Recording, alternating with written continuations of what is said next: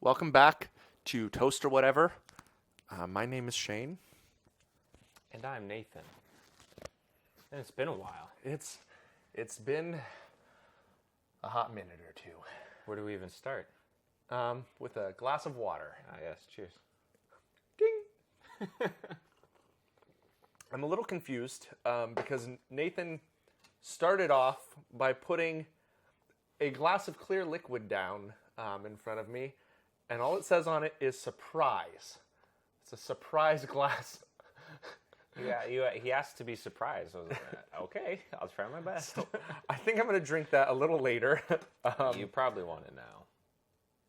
I think I'll drink it a little later. The effect won't be the same. There's a lot of drugs in there. So yeah, welcome back to Toast or Whatever. It's been a little while. Nathan, he was too busy to do the podcast Well, in all because of his hemorrhoids. Yeah, well, that's part of it. But in all honesty, Shane was like, "Are we going to continue to do Toast or Whatever?" And I said, "No."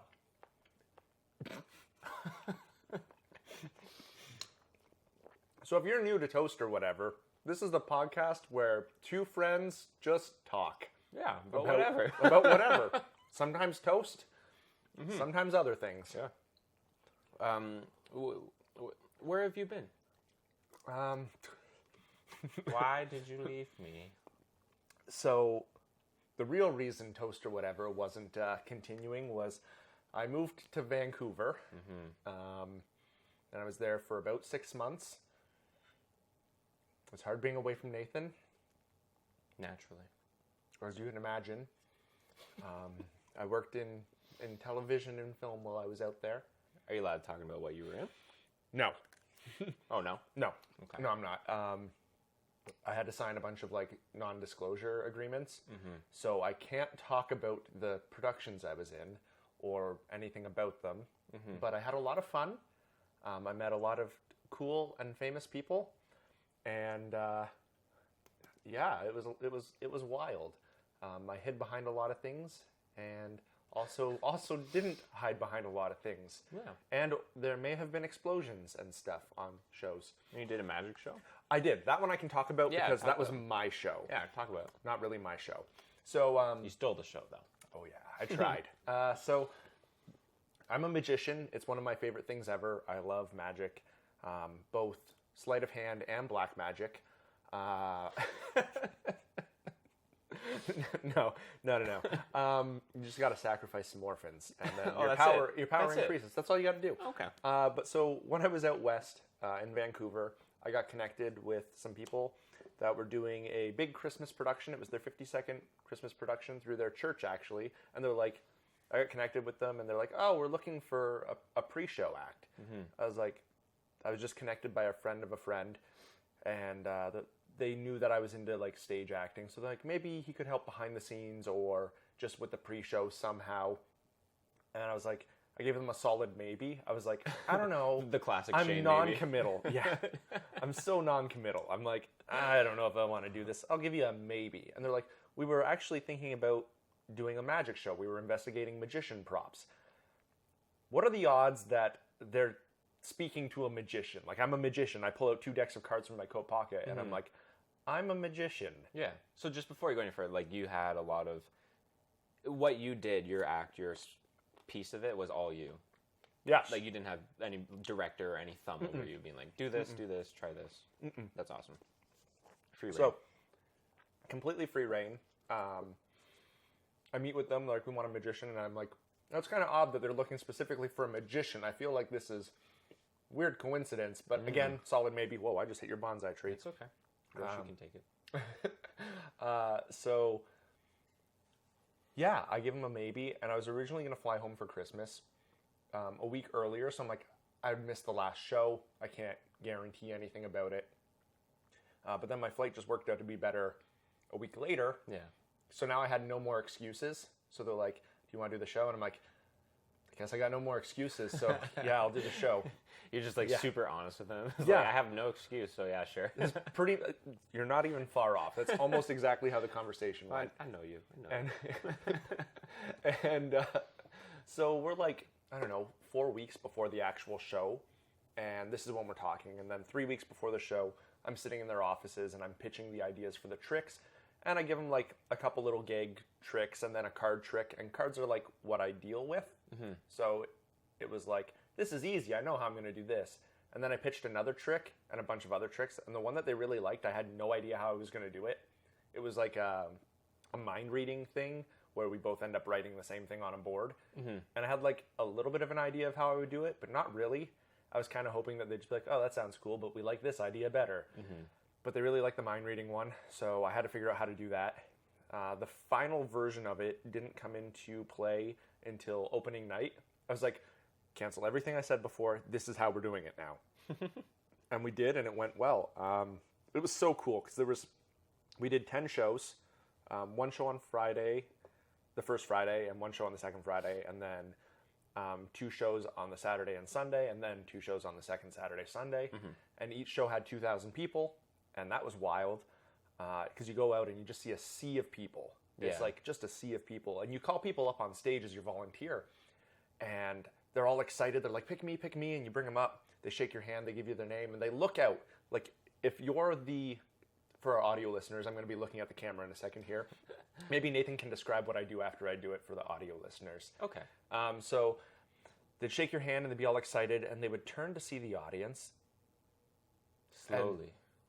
Just a deer in headlights. Like, they would go super quiet and just be so scared in that moment. They went from super excited to just everybody just froze. Like, they realized that's a lot of people. Oh, when they got pulled up. Yeah, for sure. So do you want to explain to the audio listeners what I did? Yeah, Shane looked over slowly like a deer in headlights. Exactly as he described it. I was trying to buy time so I could eat this pepperette. Yeah. Well, actually, like we can talk more about your trip your stay in Vancouver, but that it brings up something cool that I wanted to talk about that I was thinking about a few days ago, and that's like stage performance and how you deal with it and how you go through it.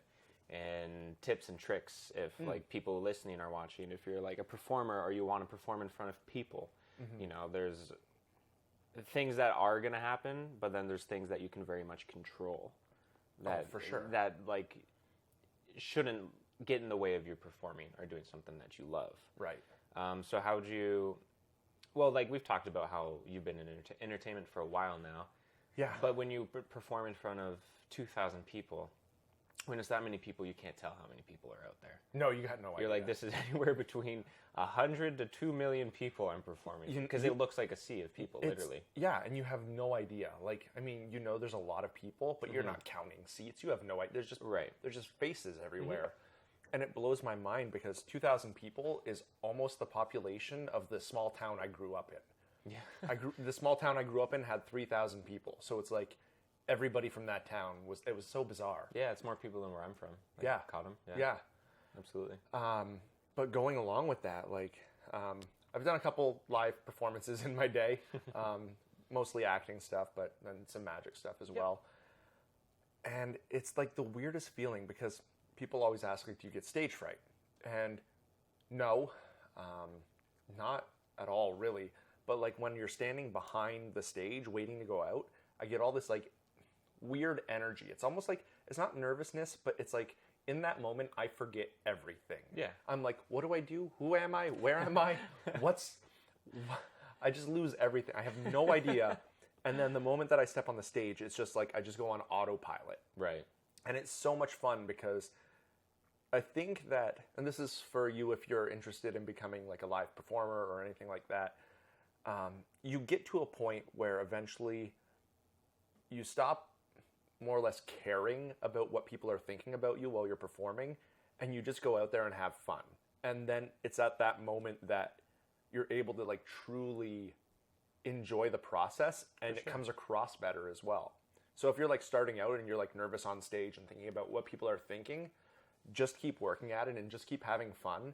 Yeah. And like enjoy yourself. Like that's what it's all about. Yeah. Yeah, I didn't do plays or anything like that, but I come from a music background, so I played a lot of music shows, and like the same as you. It's like the first show I ever played was a Battle of the Bands, and we were playing with people who've been in I'll call it the industry, in the scene for like a long time, right? And this was our very first show.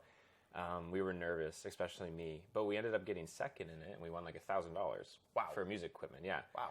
But the funny thing on my part is, I wrote all of our lyrics, I wrote all of our guitar parts, and I helped out with a lot of the bass parts. So like I knew those songs forward and backwards. Like you could ask me anything, any minute, like what happens in this song, what kind of beat is it, anything. And the few hours before like it was our turn to play, I was reading my notebook of all the songs I wrote. I'm like trying to recite them back to myself. I'm like, I can't do this. Mind you, as a kid, and it was my first show. Yeah. I was like, I can't do this. I'm 15 years old. I'm gonna go up in front of these people and sing and scream for these people. I'm like, they're not gonna like respect me. Like I have no idea what I'm doing. I'm freaking out. And I got up there, and I didn't remember one word to our songs. The cool thing about metal was that I could hide it with whatever scream I wanted to, and the singing parts, I did remember the choruses, because the choruses are catchy enough. But it was so funny. But after that, I was like, and after we got second, I was like, people liked what we put out there. I was like, I had a lot of fun being up there, even though I didn't really know what I was doing. And from that moment forward, for as long as I was playing live shows and music, I always got butterflies before, but if you learn, like Shane said, he doesn't know what it was. Like, I always turned those butterflies into energy. And people who know me know I'm, for the most part, quiet, a little more laid back. Until you get to, like... Until I'm comfortable with somebody, when you're right? close with people, you're, like, just a wild, fun, crazy person that I have no idea what's going on in your head sometimes, and it's just amazing. Yeah. It's just amazing. but when I'm not like around my best friend or my wife, you know, I'm and if I'm not comfortable, I'm quiet. I'm cool, calm, and collective. You know, I'm still fun, but I'm a lot more tame. Yeah. And that's how people usually knew me in group settings. But then when I go to a show, I use those butterflies. I always talk to people, like, butterflies are a great thing. Being nervous is a good thing because you turn that into energy. And that's, like, going to determine, like, how your show goes, at least in the music, music scene. So every time I would get nervous and I would forget some stuff, but I'd use it as, like, energy, right? I'd wet my head, and people who'd come to shows that knew me not like Shane knows me, but, you know, the quiet, calm, cool, collective one. And I get on the studio, I'm like, yeah, everyone push your hands up, you know, and it start going nuts, right? Yeah. Because I learned how to use my energy and charisma to, like, demand a crowd and to control a crowd and to, like, get energy boosting and stuff like that. So I've always admired live performances, especially people who are good at it. Yeah. You know? It's crazy. And, like, being in your element and being comfortable with your craft is another huge thing. Yeah. Like, if I have to go on stage and they're like, sing, and it could be, like, in front of, like, 20 people, I'm gonna bomb and feel so bad and be like, just get me off this stage. Just give it. Like, I love being on stage. I'm pretty sure if I don't get constant attention, I die. So being on a stage is great when I can operate by just playing a character or telling jokes or doing magic or something. But if they're like, yeah, sing and dance, I'll just die. I'll be like, I'm gonna leave now. Good luck. It would just be the most awkward experience ever. Did I win? Yeah, I think so. People are throwing food at me. They want me to eat tomatoes. I don't eat vegetables, but okay. Yes, and that's like another thing, right? Like, for people wanting to perform, even like people who want to make YouTube videos, you know, be happy with the product that you're creating and do your best, but like become, I don't want to say a master of your craft, but become good at what you do. Yeah. Like, if you love something, practice it. Get good at it, you know? And people are going to, like, see that you do something and you do something well. Yeah. And I think that's a big part of, like, live performances. For sure. And, like, you bring up YouTube, and I think YouTube is an interesting one because there's a lot of people that'll peddle the idea, like, oh, just go make YouTube videos and you can make money. Or, like, do these things and you'll succeed on YouTube. And I'm sure there's some validity to some of that, but I think, like, I've made a couple YouTube videos in my day. By no means have I, like, grown that medium, but I've made 450 videos or something, mostly all sketches. But but fall in love with it. Like, don't do it because you're like, I could be famous or whatever, Right. but it's a great creative outlet. Yeah. And it'll help build you as a person. And I ended up getting like work from it because I would like interact with people and they'd be like, can you make a video for me? And it would be like a business video. And I'm like, I make memes, but okay. I guess I can do a real estate video for you. And, Yeah. but it was a lot of fun. And like, you take those skills that you learn doing something you love and you apply it to a different situation. And like, you Right. just keep building it and fall in love with it. Like, if you enjoy it, do it. If you don't, and don't focus on the metrics. It's the same Yeah. as like live performance. Go up there, have fun, enjoy yourself on stage. Don't worry if there's 20 people in the audience or 10,000. It's like, Yeah, just perform. Yeah, perform for whatever size audience you have. If Right. you're a performer. Yeah, do it for you. Like I'm at, doing the Let's Play for like my turn and whatnot.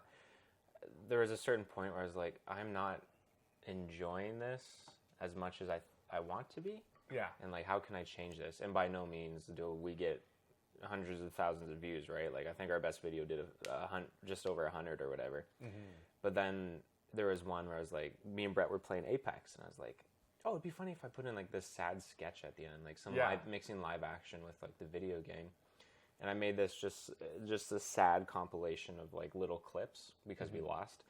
And the video didn't do gangbusters or anything, but like I felt creatively fulfilled. And it's like, this is funny. I had fun doing it. I'm loving doing it, and it makes me feel like this good. I'm not making money from it. Yeah, but no. it makes me feel awesome. Oh, Right? yeah. So yeah, I agree with you. Like, it's like somebody who has a job, but they paint because they love to paint. Same thing. It's like video creation is the same thing. And yeah, it's a lot of fun. It is a lot of fun. Yeah. Have you seen The Mandalorian?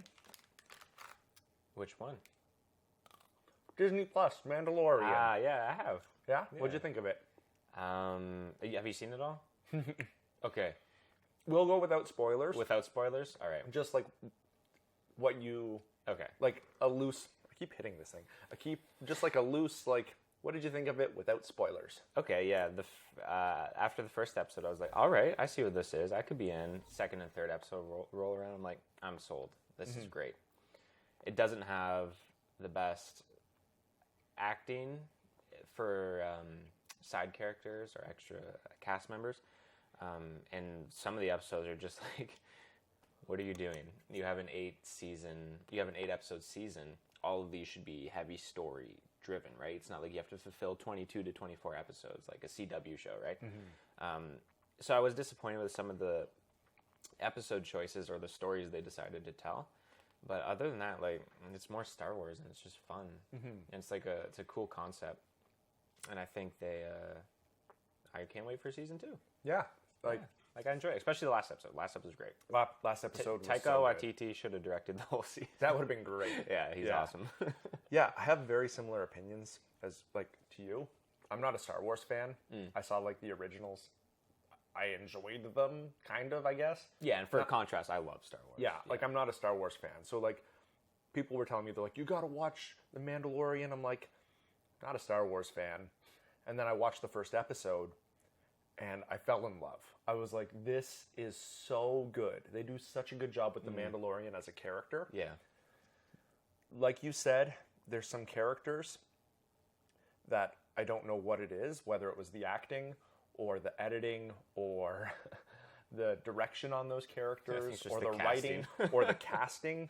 But there was some characters that I thought were really weak, which is crazy because like you get, like there's this stark contrast between like some of the characters are phenomenal, so well done, so enjoyable. The Mandalorian as a character, incredible.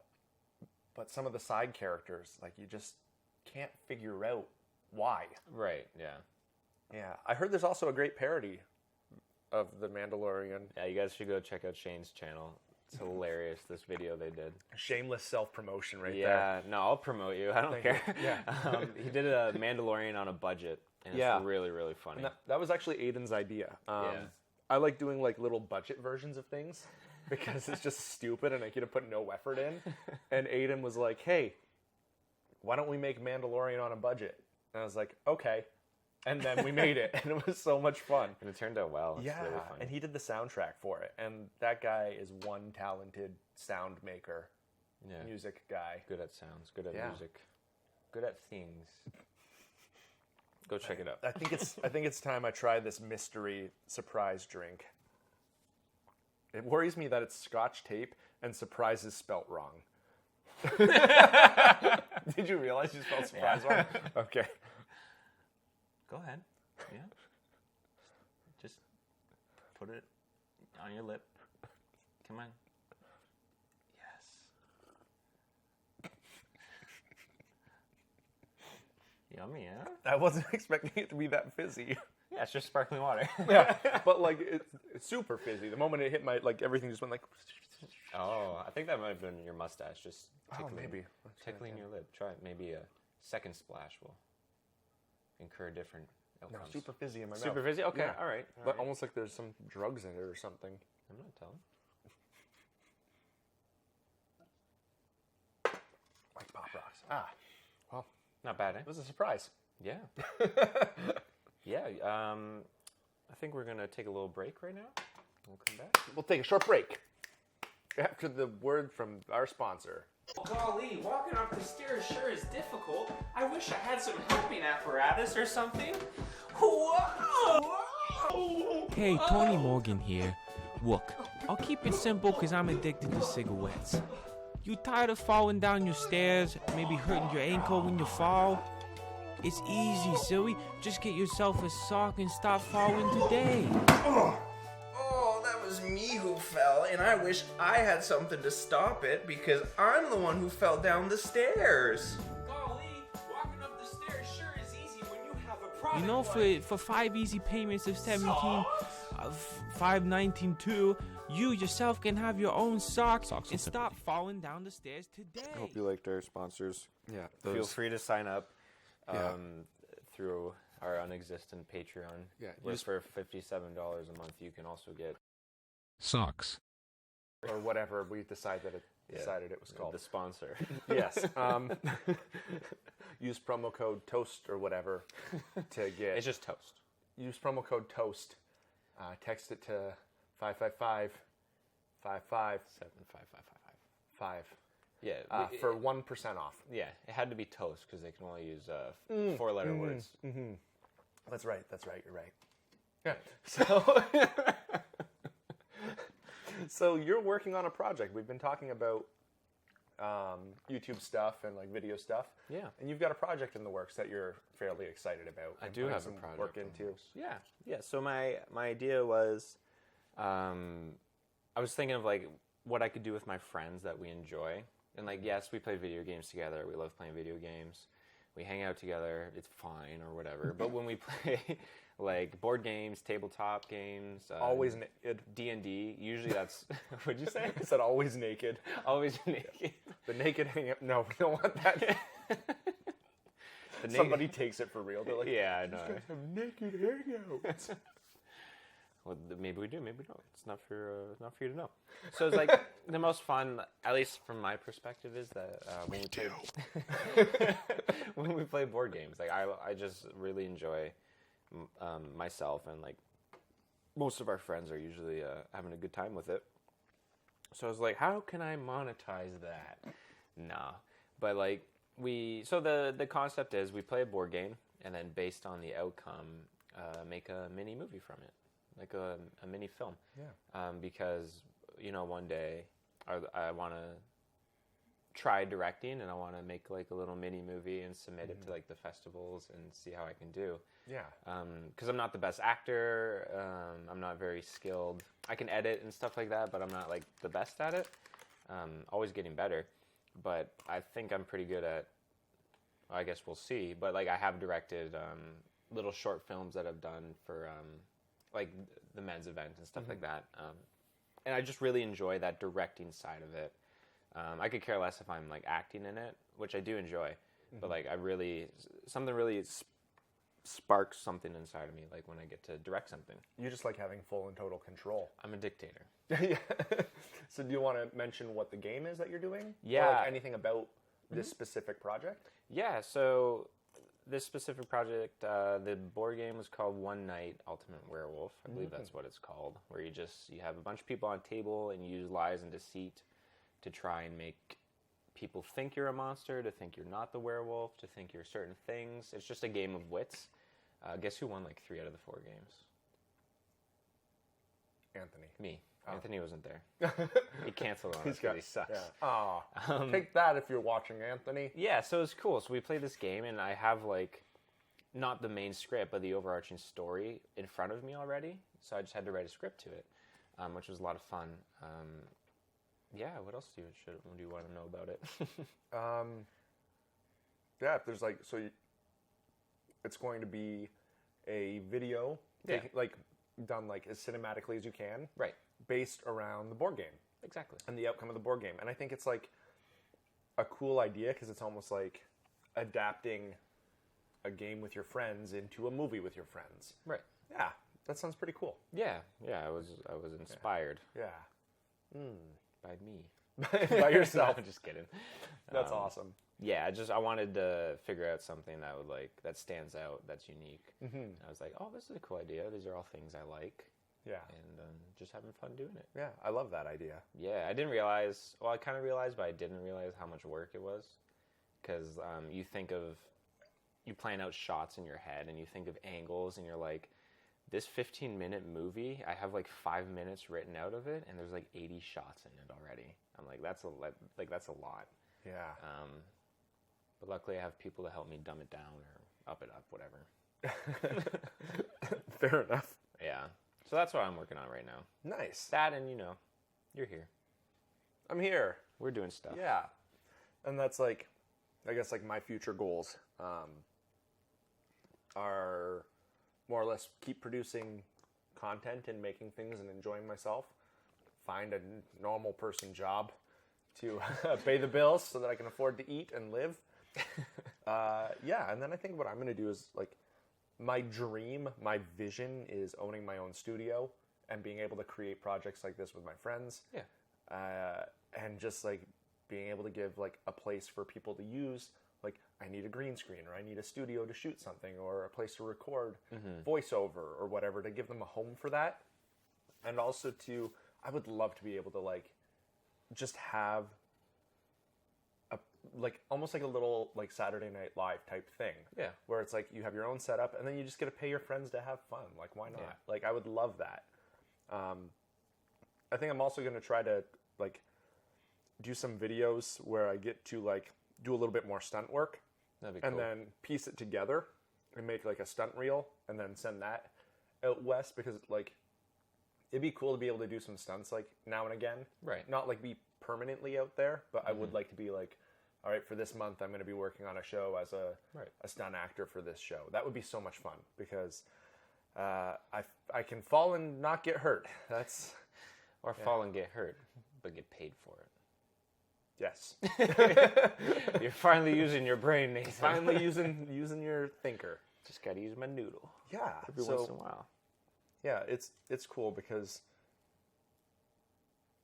I don't know. It's just like I've realized like my passion in life is making videos.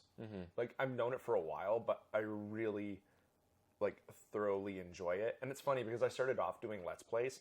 Yeah. And then there was a time where I was like so frustrated with editing and like doing things, and I don't know why I thought these videos would get views, because it's just like I'm just gonna shrink me down, put me in the corner, and do no edits.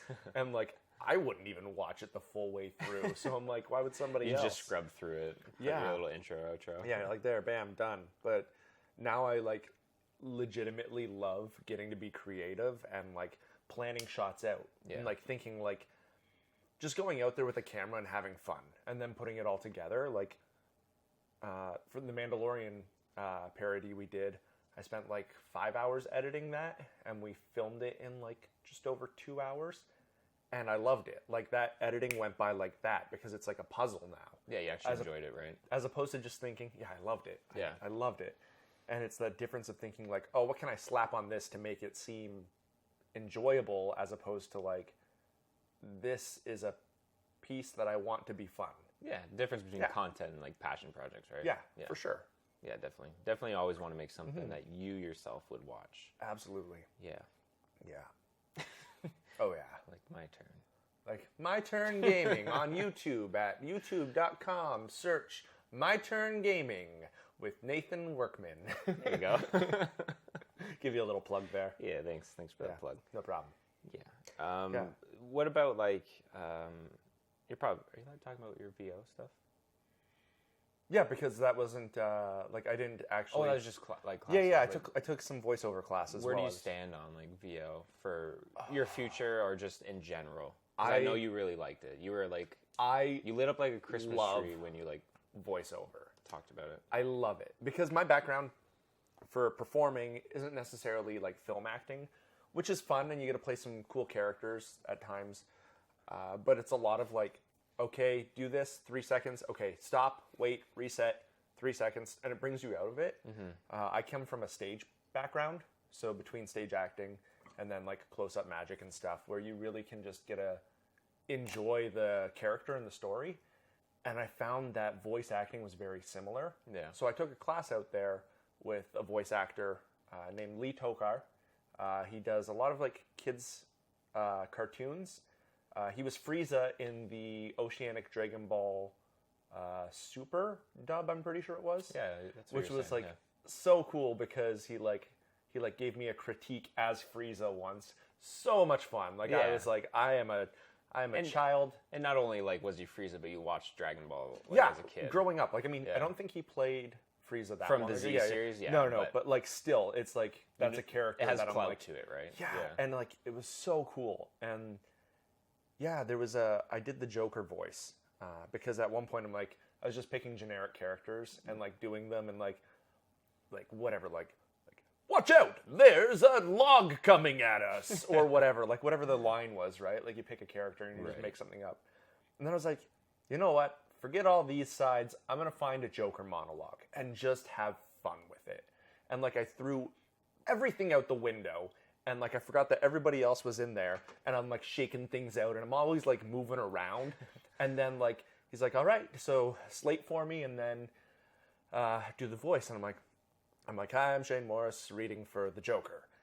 And I don't remember the lines. It was something like that Weasley, irresponsible pile of filth. And like just like go into it. And it was so much fun. Yeah. Like I love it. So with the studio idea, I would love to have like that be my studio as well. Right. The beautiful thing about voiceover is you can do a lot of it from like a home studio. So if I build like a nice home studio, I keep hitting this bonsai tree. So if I build a home studio, at least I can do voiceover from here in middle of nowhere, Ontario. Right. Which would be fun. And then I think that you would be a fantastic voice actor. I got to try it. I want somebody, we got to befriend an animator, and we got to do like Dungeons and Dragons campaigns where we just do voices for things. That'd be fun. Like it's that, because we also fell in love with Dungeons and Dragons. I think we talked about that before. Did we? It's been a while, but I'm pretty sure we talked about Yeah, D&D, which is weird because we're like, growing up I never played. I think you played a little bit. Not like a real thing. It's like my brother and his friends used to play, and it was like, oh, I'm going to make a campaign. You're in a farm. What are you going to do? Yeah. Like, earn money. Yeah. I didn't really understand it. And like, I don't know why I never played it. Probably because my friends didn't, but it was like, growing up, it's like, that sounds dumb. That's geeky and nerdy. Meanwhile, I play like, every computer game. Yeah, you're like, D&D? No thanks. I have a Magic the Gathering tournament I next week. did play Magic the Gathering. D&D, so, D&D nerds. No thanks. I'm playing Magic the Gathering, HeroClix, and Diablo on my computer. So later, losers. Sorry, pal. I have a Yu-Gi-Oh duel in 5 minutes. Yeah, it's time to duel.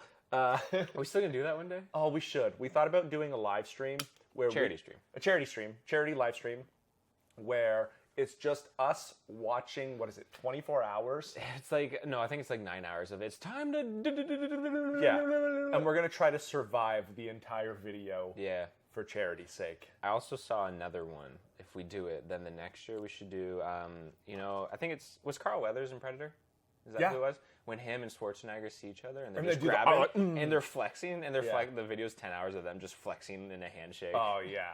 I think that would be awesome. Yeah, so we would love to do charity live streams, assuming we can get people in to watch and donate to a charity of us just trying our hardest Not to snap. to not like lose our minds.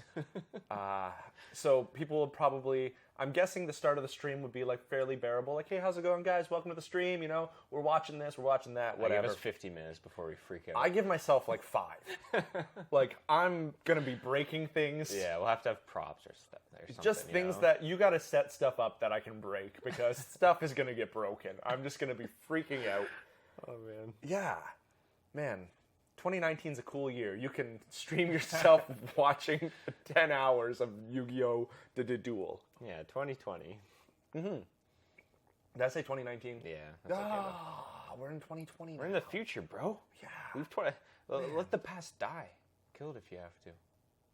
I've got places I need to be. Welcome everybody, Toast or whatever. I'm your only host, Nathan. And it sucks being alone. So lonely. And Shane's taking care of business, and there's 2020. That's how we end the episode.